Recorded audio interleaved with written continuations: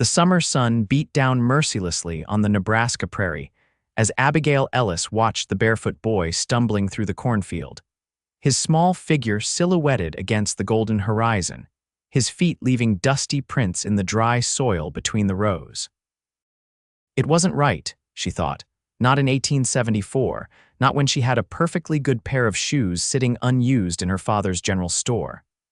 At 22, Abigail Abby, to those who knew her well, had seen her share of hardship on the frontier.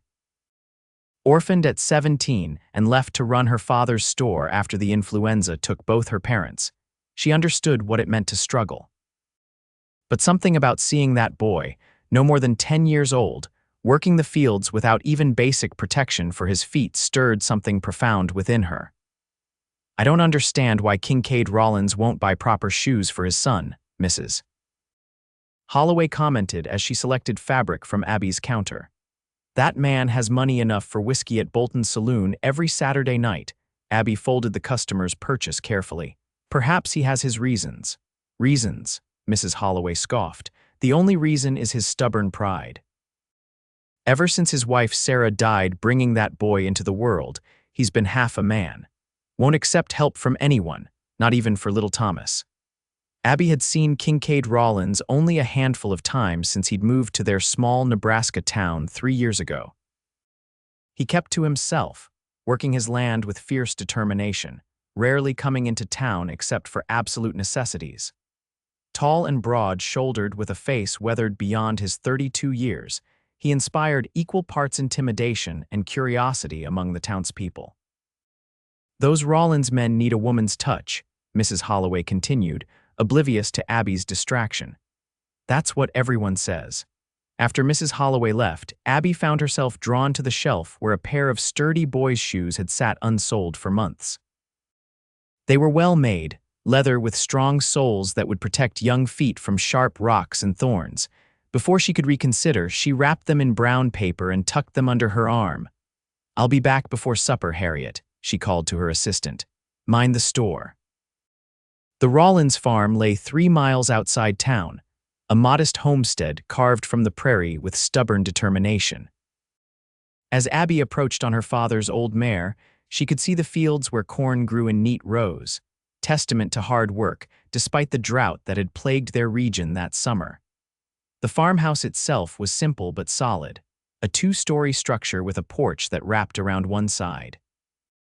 A barn stood nearby, weathered but well-maintained. There was a quietness to the place that spoke of isolation. Abby hesitated at the edge of the property. What had seemed like a simple act of kindness now felt like an intrusion. But the memory of that small boy working barefoot pushed her forward. She found them at the edge of the cornfield. The boy, Thomas, was helping his father repair a fence, handing tools with the solemnity of a child who had grown up too quickly. Both looked up at the sound of her approach, identical expressions of surprise crossing their faces. "Miss Ellis," Kincaid straightened, removing his hat briefly. His voice was deep and rough from disuse. "Is something wrong in town?" "No, Mr. Rawlins," Abby replied, suddenly conscious of her simple blue dress and the way the dust from the road had settled on her skirts. "I've come about your son." Wariness immediately darkened Kincaid's features. His hand moved protectively to Thomas's shoulder. "What about him?" Abby dismounted carefully, the package clutched in her hands. "I noticed he was working barefoot and I had these at the store." She held out the parcel. "They're sturdy shoes that should fit him. They've been on my shelf too long and I thought, we don't need charity," Kincaid interrupted, his jaw tightening beneath his dark beard. "It's not charity," Abby replied, standing her ground. "Consider it payment in advance. I could use help with some shelving at the store. Perhaps Thomas could assist me after his chores sometime." Thomas looked up at his father, hope evident in his eyes. The boy had Kincaid's strong features but lacked the hardness that experience had carved into the man. "Please, Pa," he said quietly, "my feet get awful sore." Something shifted in Kincaid's expression, not quite softening, but a momentary crack in his rigid facade. He nodded once sharply. "Try them on, then," he said to his son, then turned to Abby. "We'll come to town Saturday. He can help with whatever needs doing." Thomas unwrapped the package with careful fingers, his eyes widening at the sight of the shoes. He sat in the dirt and pulled them on, a smile breaking across his face as he stood and tested them. "They fit perfect, Miss Ellis, thank you."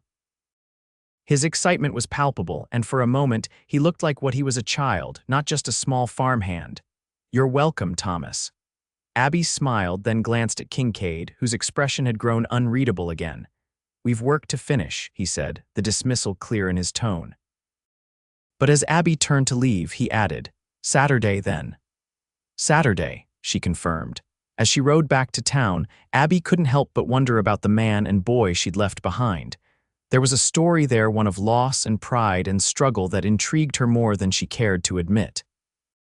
Saturday arrived with the promise of autumn in the air, a slight coolness tempering the late August heat.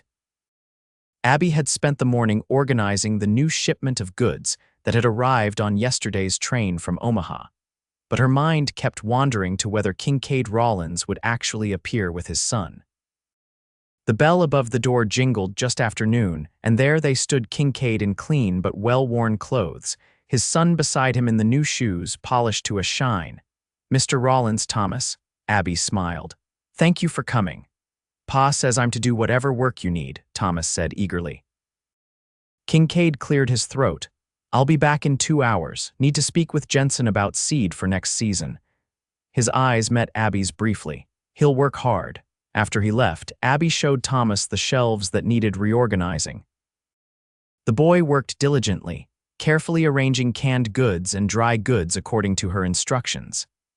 As he worked, he talked about the farm, about school starting soon, about the books he liked to read by lamplight after chores.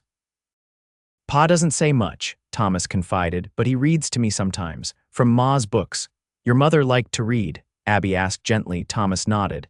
"Pa says she was smart, smartest person he ever knew. She was a school teacher before they got married." His small face grew serious. "I don't remember her, but Pa keeps her picture by his bed." When Kincaid returned, he seemed surprised to find his son and Abby laughing together as they arranged a display of penny candy. "He's been a tremendous help," Abby told him. "I'd be grateful if he could come again sometime." Kincaid hesitated, studying her face as if looking for some hidden motive. "We could use some supplies," he finally said. "I could bring him next Saturday," and so began a routine. Each Saturday, Thomas would work in the store while Kincaid took care of business in town. Sometimes, when his errands were done, Kincaid would return early and watch his son and Abby together, her patience as she taught him to make change, the way she slipped him a piece of hard candy when a difficult customer finally left, how she listened intently to his stories. One rainy October afternoon, with business slow and Thomas occupied with a book Abby had lent him, Kincaid lingered by a shelf of tools, seemingly inspecting a hammer with great interest. "He's a quick learner," Abby said, moving to stand beside him. "You should be proud." "His mother would be," Kincaid replied. It was the first time he'd mentioned his late wife to Abby directly. "I'm sure she would," Abby agreed. "Thomas tells me she was a teacher." Kincaid nodded, replacing the hammer. "Sarah loved learning, always had a book in her hands." A faint smile touched his lips. "She'd have approved of you lending him stories." "Any particular reason you're interested in that hammer?" Abby asked after a moment of silence. "It's not a very good one. The Jensen place got a better shipment last month." Kincaid looked at her, surprise evident in his expression. Then, unexpectedly, he laughed, a short, rusty sound, as if long out of practice. "No, I was just..." He trailed off, then admitted, "I'm not good at conversation anymore. Seems you're doing fine right now," Abby replied. Their eyes met, and for a moment, something passed between them, an acknowledgement, perhaps, of shared understanding.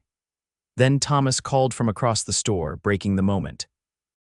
That night, alone in her small apartment above the store, Abby found herself thinking about Kincaid Rawlins not as Thomas's stern father, but as a man who had loved and lost, who read to his son from his dead wife's books, who was not good at conversation anymore.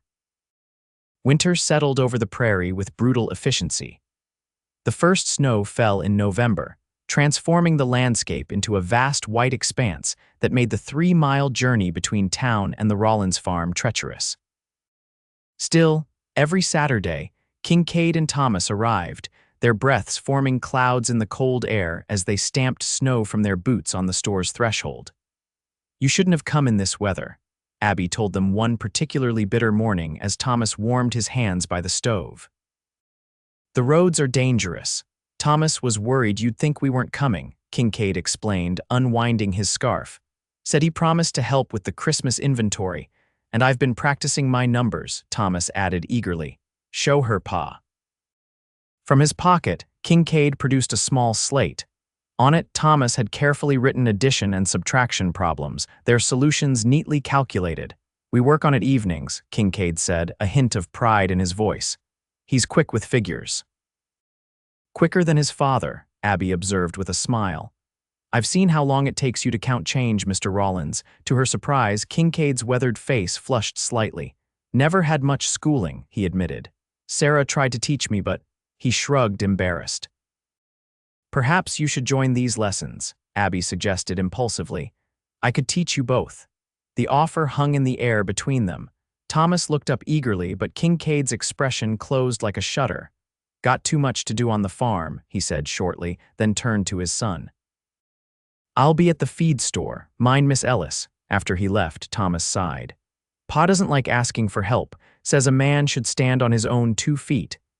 Abby thought of the shoes sitting on Thomas's feet, the shoes that had started all of this. "Sometimes even the strongest men need a hand," she said softly. Christmas approached, bringing with it festive preparations throughout the town. Abby decorated the store with pine boughs and red ribbons, and stocked special holiday treats, peppermint sticks, oranges shipped at great expense from Florida, and small toys for children. On the Saturday before Christmas, she had gifts waiting. A new slate and chalk for Thomas, and after much deliberation a book for Kincaid, a collection of poetry she thought Sarah might have enjoyed. When they arrived, Thomas was buzzing with excitement. "Pa says you're to come to dinner tomorrow after church," he announced. "For Christmas, I'm going to show you my new calf." Kincaid looked both embarrassed and determined. "If you've no other obligations," he added stiffly. "Thomas thought you might be alone for the holiday." The invitation touched Abby deeply. Since her parents' deaths, holidays had been solitary affairs, marked only by obligatory invitations from well-meaning townspeople who pitied the young woman who lived above her store. "I'd be honored," she said simply. The Rawlins farmhouse looked different in the soft light of Christmas afternoon. Kincaid had cleared the snow from the path and hung a wreath of evergreen on the door. Inside, the house was plain but clean, with a fire crackling in the hearth and the scent of roasting chicken filling the air. Thomas proudly showed Abby around, pointing out the bookshelf filled with his mother's books, the quilt she had made that covered his bed, the photograph of her that sat on his father's dresser, a pretty, serious-faced young woman with Thomas's same thoughtful eyes. Dinner was simple but delicious. Roast chicken, potatoes, carrots from their root cellar, and bread. Kincaid had baked himself a skill he explained awkwardly that he'd had to learn after Sarah died. "This is wonderful," Abby told him honestly. "Thank you for inviting me." After they'd eaten, Thomas convinced them both to go outside to see the new calf in the barn. The afternoon sun cast long blue shadows across the snow as they crossed the yard, their breaths forming clouds in the frigid air. In the warm, hay-scented darkness of the barn, Thomas proudly introduced Abby to the wobbly-legged calf. As the boy chattered excitedly about his plans to raise it, Kincaid moved to stand beside Abby.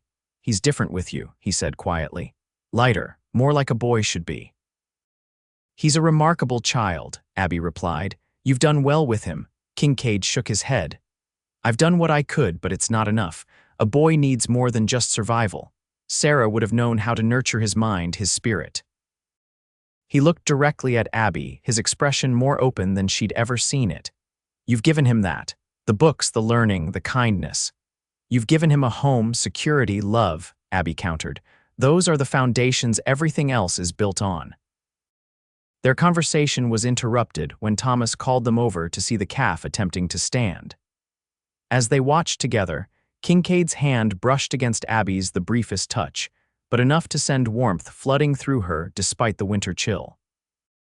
The weeks following Christmas brought record cold to the prairie.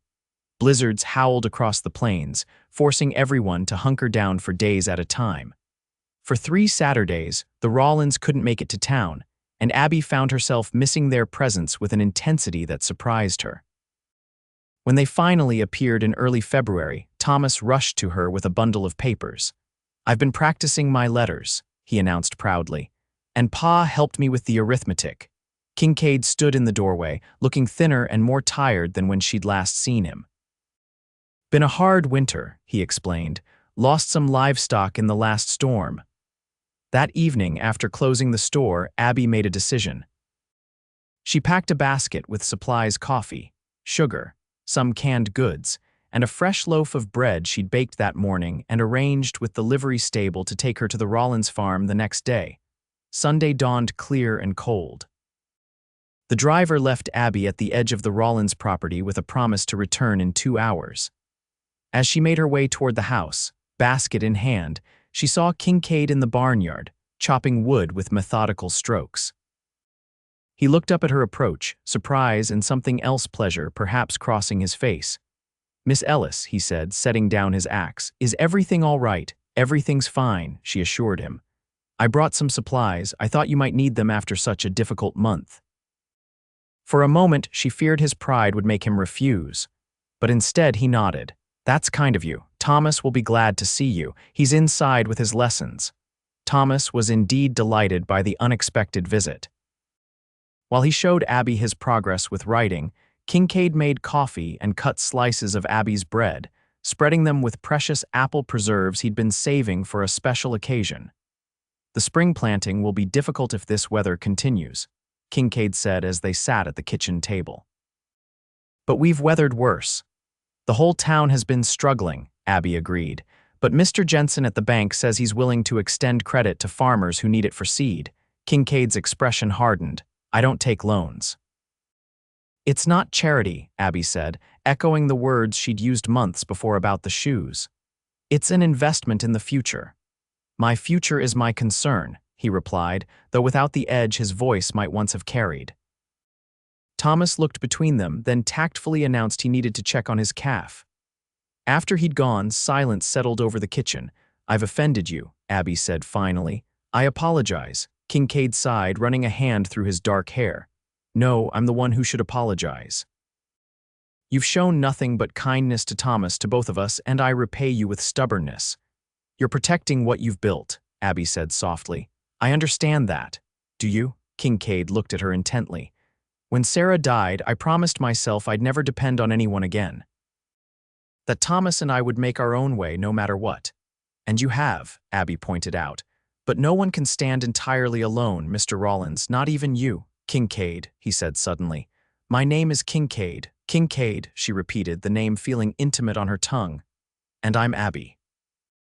Something shifted between them in that moment, an acknowledgement of the connection that had been growing over the months since she'd first brought shoes to his barefoot son. The 2 hours passed quickly. As Abby prepared to leave, Kincaid walked her to the edge of the property where the livery driver would meet her. "I've been thinking," he said as they walked through the snow, "about what you said regarding teaching. Thomas needs more education than I can give him." "He's a bright boy," Abby agreed. "He deserves every opportunity. And I was wondering." Kincaid hesitated, then continued with determination. "Would you consider coming here once a week perhaps to give him proper lessons? I could pay you." "I'd be happy to teach Thomas," Abby replied. "But I won't take your money," Kincaid frowned. "I can't accept such a service without compensation." "Then compensate me in other ways," Abby suggested. "Help me with the heavy stock at the store, fix the shelving that's been wobbly for months. Trade is how we survive out here, isn't it?" After a moment, Kincaid nodded, a reluctant smile tugging at the corners of his mouth. "You drive a hard bargain, Abby Ellis." The arrangement began the following week. Every Wednesday afternoon, Abby closed the store early and traveled to the Rawlins farm, where she spent 2 hours teaching Thomas and sometimes, when he could spare the time from his chores, Kincaid as well. In return, Kincaid came to town on Saturdays not just to accompany Thomas, but to help with the physical labor of running the store. As winter grudgingly gave way to spring, their friendship deepened. Abby learned that beneath Kincaid's stern exterior was a thoughtful, intelligent man who had simply been overwhelmed by grief and responsibility. Kincaid discovered that Abby's cheerful competence masked a loneliness as profound as his own. One Wednesday in early April, as the first tentative green began to appear in the fields, Abby arrived to find Kincaid alone at the house. "Thomas is at the Hendersons," he explained. "Their boy invited him to fish at the creek. First time he's had a friend his age invite him anywhere." The pride in his voice was evident. "That's wonderful," Abby said sincerely. "He deserves some carefree time." "I was about to plant the kitchen garden," Kincaid said. "Would you like to help? Seems a shame to waste your journey out here." They worked side by side in the small plot behind the house, turning over the soil and planting seeds for vegetables that would sustain them through the coming year. There was an easy companionship to their labor, a comfort in shared purpose. "Sarah always said a garden was an act of faith," Kincaid remarked as they patted soil over carrot seeds, planting something in the belief that the future will come and bring growth with it. "She sounds like a wise woman," Abby said. She was. Kincaid sat back on his heels, wiping sweat from his brow. "I thought I'd never recover from losing her. For years I was just existing, making sure Thomas had what he needed to survive, but not much more than that." "And now," Abby asked softly. Kincaid looked at her, his eyes clear and direct. "Now I find myself thinking about the future again, planning for it, hoping for it." The moment stretched between them, filled with unspoken possibility. "I should check on the bread I set to rise," Kincaid said finally, breaking the tension. But as they stood, his hand found hers, helping her up, then lingering a moment longer than necessary.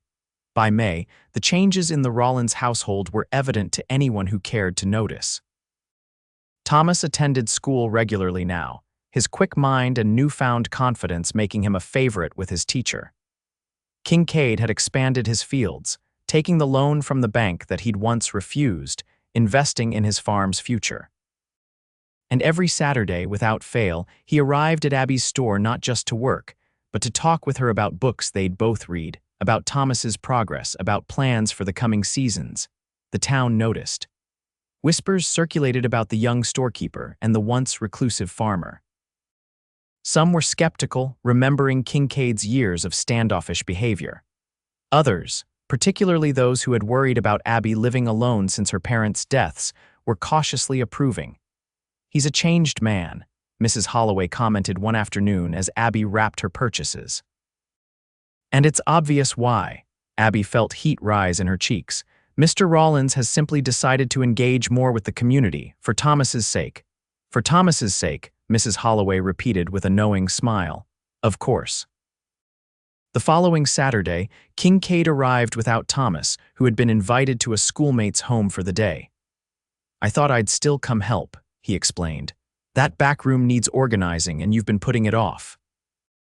They worked together through the morning, sorting through old stock and rearranging shelves. In the close confines of the storeroom, Abby was acutely aware of Kincaid's presence the breadth of his shoulders as he lifted heavy crates, the clean scent of soap that clung to him, the way his eyes crinkled at the corners when he smiled. When the noon bell rang from the church down the street, Kincaid straightened, wincing slightly. "You're back?" Abby asked, concerned. He nodded. "Old injury, acts up sometimes when I've been lifting." "I have liniment upstairs," Abby said. "Let me close for lunch and I can help you with it." In the small apartment above the store, Abby suddenly felt self-conscious. This was her private space, and no man except her father had ever entered it. But Kincaid seemed equally uncomfortable, standing awkwardly by the door until she gestured him to a chair at her small table. "Take off your shirt," she instructed, reaching for the bottle of liniment. When he hesitated, she added practically, "I can't apply it through the fabric." Slowly, Kincaid unbuttoned his shirt and removed it. His torso was lean and muscular from years of physical labor, marred by a few scars that told stories of a hard life. "Where does it hurt?" Abby asked, trying to keep her voice steady. "Lower back, left side," he replied, equally formal. Abby poured the liniment into her palm and began to work it into his skin. Beneath her fingers, his muscles were taut with tension. "Relax," she murmured. "It won't help if you're all knotted up." Gradually, he softened under her touch. As she worked, a comfortable silence settled between them, broken only by the distant sounds of the town beyond her windows. "Why did you bring Thomas those shoes?" Kincaid asked suddenly. "Last summer. Why did you care?" Abby's hands stilled on his back. "Because no child should work barefoot in the fields," she said simply. "Because I had shoes that would fit him, because it was the right thing to do." Kincaid turned to face her, his expression solemn. "You changed everything with that one act of kindness. You know that, don't you?" "I just brought shoes," Abby protested. "No," Kincaid shook his head.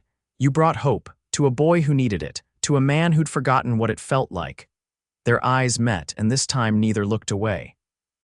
Slowly, giving her every chance to retreat, Kincaid raised his hand to her face, his calloused palm gentle against her cheek. "Abby," he said, her name a question. In answer, she leaned forward and pressed her lips to his. The kiss was tentative at first, both of them unsure after years of solitude. But it deepened quickly, need and longing rising to the surface after months of growing attraction. When they finally pulled apart, both were breathing heavily. Kincaid rested his forehead against hers, his eyes closed. "I never thought I'd feel this way again," he confessed. "After Sarah, I believed that part of my life was over." "I've never felt this way before," Abby admitted. "I've watched other people fall in love, marry, build lives together, but I never thought it would happen for me." Kincaid opened his eyes, searching her face. "Is that what this is? Love?" Abby nodded, too honest to deny it. "For me, yes. For me as well," he said, his voice rough with emotion. Then, with the directness that characterized him, "I want you to marry me, Abby Ellis.